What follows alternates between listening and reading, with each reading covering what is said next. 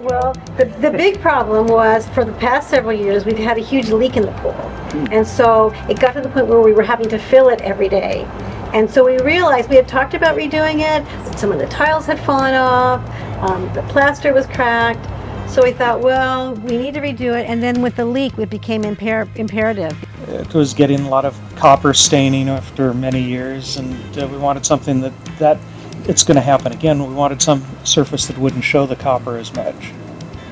His confidence in what he was going to do, he was straightforward that, well, we can't guarantee a leak won't recur, but we'll do the best we can. We've got the best people, and we met the people he used, and everybody seemed so confident. Oftentimes when you work with contractors, there's difficulty in communication. They don't do things on a timeline they say they're going to do it.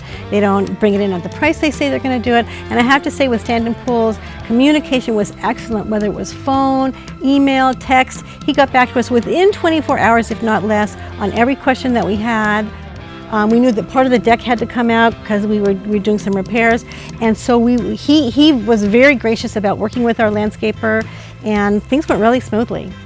And that was the most important part of this for us, because the reason we did it was because we had leaks. And the last thing we wanted to do was redo the whole pool and then find there were more leaks. So they were very, very conscientious.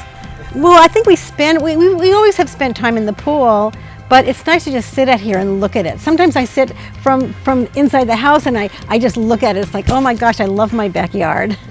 It was a great improvement on our prior 1980s tiles and style.